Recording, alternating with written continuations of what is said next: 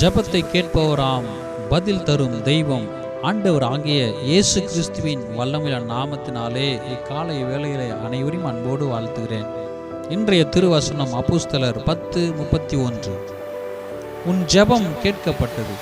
அருமையானவர்களே, இக்காலை வேளையிலே நீங்கள் ஜெபித்த ஜெபம் தேவ சமூகத்தில் எட்டினது. யாரெல்லாம் இக்காலை வேளையில் எழுந்து ஆண்டவர் சமூகத்தில் பாதத்தில் ஏறெடுத்த எல்லா விண்ணப்பங்களும் கர்த்தருடைய சமூகத்தில் எட்டினது. உங்கள் ஜெபத்திற்கு அதி சீக்கிரத்தில் பதில் உண்டு. நம்முடைய ஆண்டவர் ஜெபத்தை கேட்கிறவர், பதில் தருகிறவர். நிச்சயமாகவே முடிவு உண்டு. உன் நம்பிக்கை வீண் போகாது.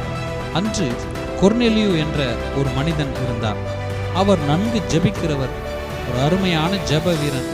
அவருடைய சாட்சியை பார்த்தால் தேவ பக்தி உள்ளவர், தேவனுக்கு பயப்படுகிறவர், தான தர்மங்களை செய்கிறவர், எப்போதும் தேவனை நோக்கி ஜெபம் பண்ணுகிறவர், நீதிமான், எல்லா ஜனங்கள் மத்தியில் மிகவும் நல்லவர் என்ற பெயரை பெற்றிருந்தார்.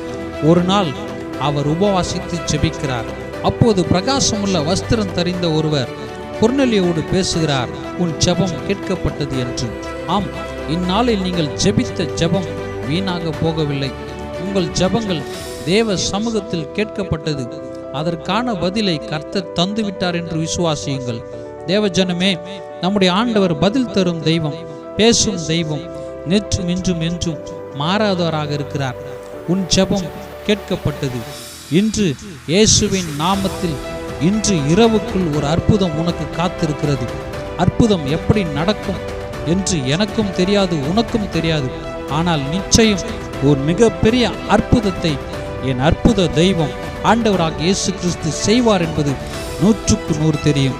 நீங்கள் எதிர்பார்த்த முடிவு கர்த்தர் உங்களுக்கு இந்நாளில் நிச்சயம் தந்துவிட்டார். விசுவாசியுங்கள். ஆமேன்.